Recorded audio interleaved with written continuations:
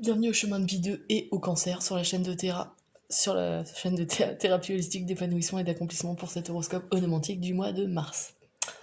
Alors, j'ai cassé mon trépied, donc ce qui fait que là on fera pas les cartes. On va faire de façon plus linéaire, plus plate. Rien n'est gravé dans le marbre, donc j'essaye et puis on verra. Voilà. Donc ce mois-ci, vous êtes régi par l'ermite. L'ermite qui nous parle de sagesse, qui nous parle de haute connaissance, qui nous parle d'introspection, d'intériorité. C'est vraiment le temps nécessaire pour faire mûrir les choses, pour prendre conscience des choses qu'on a pu apprendre ou qu'on a encore à apprendre. Il y a vraiment cette notion voilà, de haute connaissance et de sagesse. D'accord. Alors après, on n'est pas tous des moines à aller faire des retraites spirituelles de 3 semaines, mais il y a quand même cette notion d'introspection, donc prendre le temps de rentrer en soi et de voir ce qui s'y passe en fait, tout simplement. D'accord. Donc on est sur un mois plutôt intériorisé, on va dire. D'accord. Alors, sur tous les axes d'influence, et bah, c'est la première fois que ça m'arrive, mais c'est que des axes d'influence uniques, c'est-à-dire que j'en ai réellement 4, qui concernent 2 maisons à chaque fois, donc ce sera une interprétation beaucoup plus simple que des amas de maisons. Je vais commencer par le premier, maison 1, maison 7. Alors en astrologie, traditionnellement, maison 1, l'axe maison 1, maison 7 nous parle de soi et des autres. D'accord. Donc ici, il y a vraiment une correspondance entre soi-même et le reste du monde. Sachant que la maison 1 concerne le caractère, la volonté, la vitalité. C'est vraiment alors pas l'image, c'est les moyens qu'on a de s'exprimer face au monde. D'accord.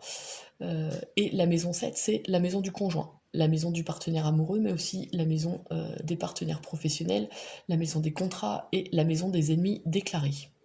À l'inverse de la maison 12 qui correspond aux ennemis cachés. D'accord. Ici, voilà, on a cette notion de partenariat. Je vais vous montrer les arcanes que j'ai trouvés dans cet axe d'influence. Donc pour vous, là, on a le fou en maison 1 et le 4 de coupe dans la maison du conjoint ou du partenaire professionnel. Le fou nous parle de quoi? Le fou nous parle de liberté, d'indépendance, alors de joie aussi, parce que c'est un peu le jeune qui n'a aucune limite ou qui refuse toute règle préétablie, d'accord. Donc on a vraiment cette notion de liberté, mais de liberté absolue, d'accord. Il va où il veut, quand il veut, voilà, il n'a vraiment aucun... à part son baluchon qu'il a sur le dos, il n'a aucun frein, d'accord. En face, dans la maison du conjoint, on a le 4 de coupe, dans la maison des partenaires. Le 4 de coupe qui nous parle de quelque chose qui est plutôt figé, qui est ennuyeux, qui manque de peps, d'élan, d'énergie, d'accord.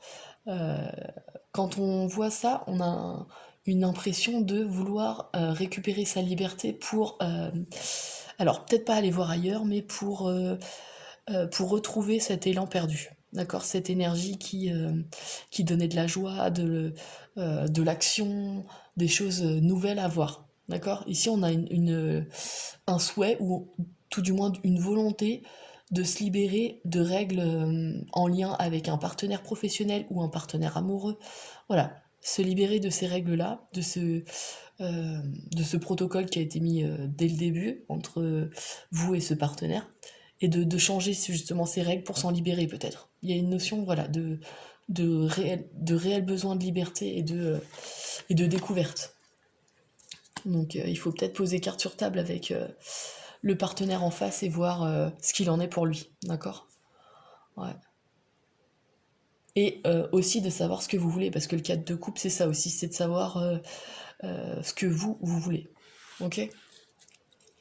De voir les différentes options qui peuvent se présenter à vous, et ici, dans le cadre d'un potentiel créatif plus important. En plus, le fou, c'est ça aussi, hein. C'est le chaos primordial, donc on a toute l'énergie de base, mais qu'est-ce qu'on en fait de cette énergie? Voilà, c'est ça aussi la question. Ensuite, autre axe, maison 3, maison 11. Alors, ici, on a carrément l'étoile, donc pareil, encore une arcane majeure et une arcane mineure. On a l'étoile et le 8 de pentacle. Alors, l'étoile nous parle de quoi? D'espoir, de guérison, d'optimisme, le fait de se sentir guidé, D'accord? Dans la maison 3, on a cette notion de message déjà. On peut avoir des nouvelles de quelqu'un qui va nous donner de l'espoir ou voilà, ou même qui va nous aider à guérir. Enfin voilà, on a des choses, des communications qui peuvent nous aider. La maison 3 nous parle aussi de frères et sœurs, de liens avec un frère ou une sœur qui est très aidant, ou qui va nous guider, ou qui peut donner de bons conseils, enfin vous en l'occurrence, qui peut vous donner de bons conseils. Et on a cette notion aussi de petits déplacements en analogie avec Mercure, hein, la maison 3, des petits déplacements, tout ce qui est en lien avec des communications, comme je vous l'ai dit, les frères et sœurs, et des études. Sachant que là, en face, on a la maison 11 qui représente donc les appuis, les aides extérieures, l'amitié et l'espoir aussi. C'est assez drôle parce que vous l'avez en carte et vous l'avez dans votre maison. Donc ici, on a un gros pôle espoir, des espérances qui peuvent aboutir, parce que là, on a une réalisation. Alors, une réalisation qui ne doit pas se fixer sur l'objectif, mais sur les différentes étapes qui mènent à cet objectif, d'accord? On a une notion aussi de travail acharné, d'apprentissage, de formation. Donc là, j'ai l'impression que il y a une notion de formation, peut-être dans le but d'être guéri, mais la guérison n'est pas l'objectif final. Enfin, si, c'est l'objectif final, mais pour atteindre cette guérison, il y a différentes étapes. D'accord? Et c'est ces étapes-là que vous devez vivre. Ok? On a cette notion-là. On a aussi cette notion d'apprentissage qui apporte de l'espoir, ou la guérison, comme je vous l'ai dit, mais aussi le fait d'être guidé, d'avoir peut-être des synchronicités ou des messages du monde invisible et qui vous permettent de grandir. On a cette notion-là aussi. Ouais. Là, il y a de l'apprentissage ouais, qui peut vous aider. Enfin, on a du soutien. Ouais. Je sais pas trop comment l'exprimer, mais je vois en plus, l'étoile, c'est une connexion, d'accord? L'étoile, c'est une connexion dans le sens où, vous voyez, elle a un pied, je sais pas si vous verrez bien, elle a un pied dans l'eau et un pied sur terre, c'est-à-dire qu'elle a enfin trouvé l'équilibre entre le côté terrestre et le côté céleste, entre guillemets, enfin émotionnel, et le côté très terre-à-terre, énergie terrestre. Et c'est peut-être aussi ce travail acharné là dont on parle, ce perfectionnement que vous avez mis en place sur plusieurs années, qui vous permet d'aboutir à ça, à cet équilibre, d'accord? Cet équilibre de vie. Donc c'est plutôt pas mal. Et comme je vous l'ai dit, c'est pas l'objectif final le plus important, c'est vraiment le chemin qu'on parcourt aussi. D'accord? Ensuite, maison 2, maison 12. Alors, la maison 2, déjà, c'est la maison de l'argent. C'est la maison des finances. C'est l'énergie qu'on va mettre pour gagner de l'argent. D'accord? L'effort qu'on va mettre pour gagner de l'argent et le comportement qu'on a vis-à-vis de l'argent. Ensuite, la maison 12, c'est la maison des épreuves. Des ennemis cachés, comme je vous l'ai dit, à l'inverse des ennemis déclarés de la maison 7. La maison des épreuves, la maison des ennemis cachés, la maison de la spiritualité et la maison de la fin aussi, parce qu'on est dans la fin de la roue zodiacale. D'accord? Ici, on a le 2 de Pentacle et la Reine de Coupe. Alors, le 2 de Pentacle, ici dans la maison 2, nous parle d'un équilibre financier, première symbolique, d'un équilibre financier qui est difficile à maintenir, ou qui est toujours en quête d'équilibre. D'accord? Il y a des hauts, des bas, on jongle, on essaie de jongler, mais des fois c'est difficile. On a cette notion-là. On a aussi cette notion de jongler avec des valeurs. D'accord? La maison de l'argent, en maison 2, c'est aussi la maison de la matière et du terrestre. Et ici, on a cette notion de valeurs concrètes. On peut jongler entre deux valeurs, ou jongler entre deux personnes. On ne sait pas trop comment on doit choisir. On a cette notion-là. En face, on a la Reine de Coupe dans la maison 12. Alors, la Reine de Coupe nous parle de quoi? D'une femme qui... alors, elle n'est pas encore au stade de la maîtrise, contrairement au roi, mais elle est quand même dans c'est la maman parfaite, en fait. Elle a atteint cet objectif-là, c'est-à-dire d'être aimante, compatissante. C'est la maman qui va consoler l'enfant qui s'est fait mal, ou qui va lui caresser les cheveux parce qu'il est déçu, ou... Voilà. Dans la maison 12, on a cette notion d'être arrivé à cette ultime étape, d'être quelqu'un de compatissant.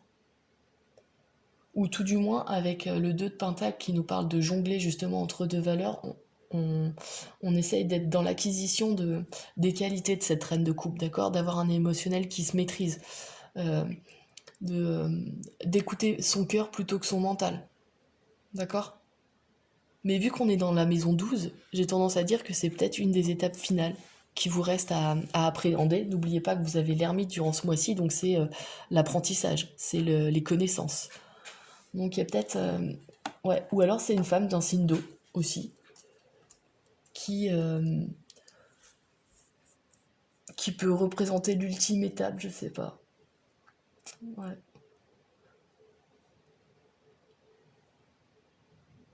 N'oublions pas que la maison 12, c'est la maison de la spiritualité aussi. Donc ici, il y a une notion d'écouter son cœur et ses intuitions. Parce qu'on a la lune hein, juste au-dessus de la coupe.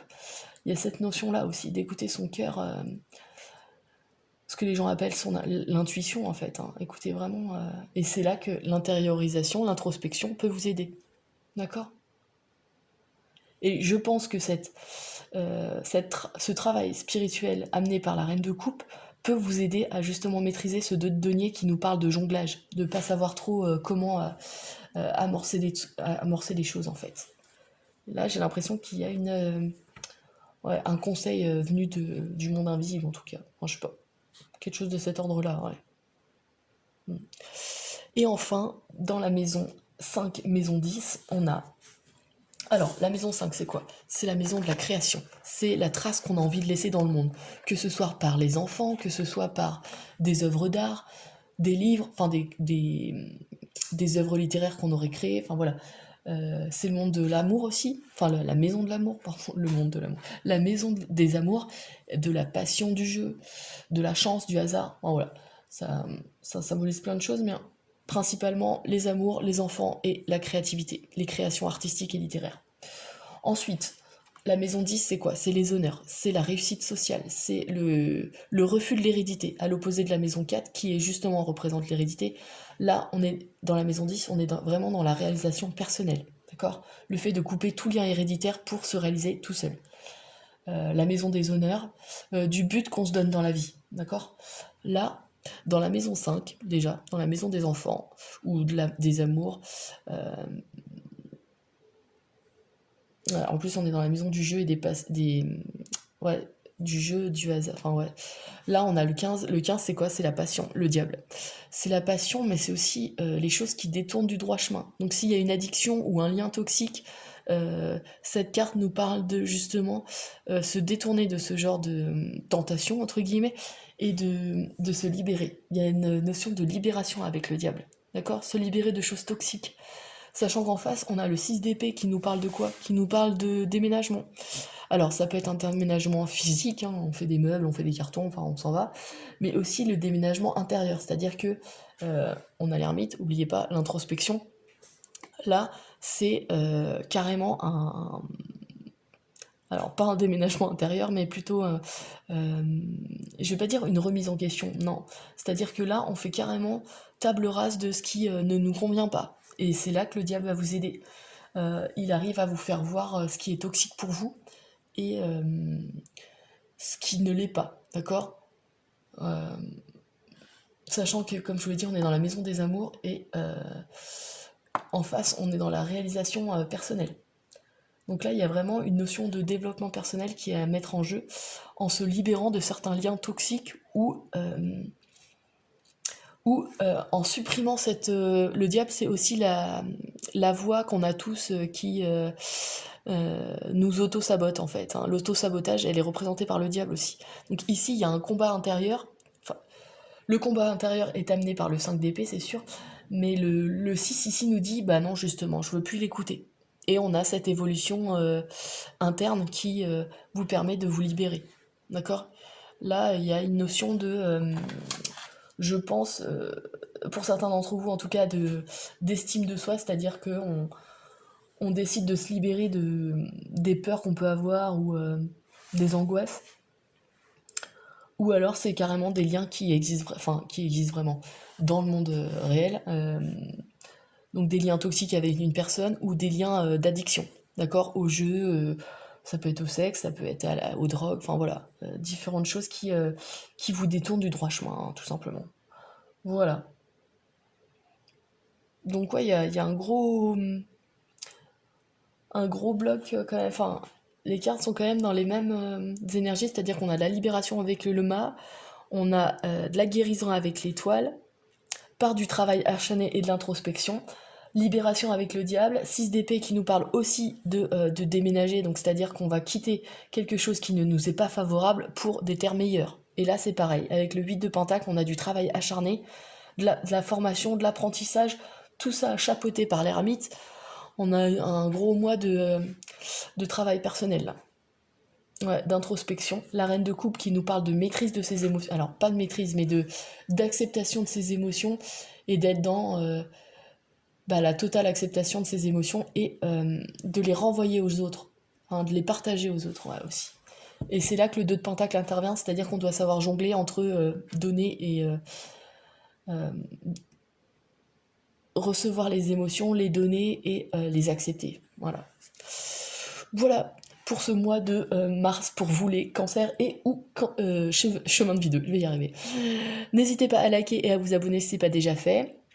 N'oubliez pas que je propose ce genre d'analyse si ça vous intéresse sur mon site internet www.ta-accompagnement.com. Et puis je vous dis à bientôt pour le mois d'avril.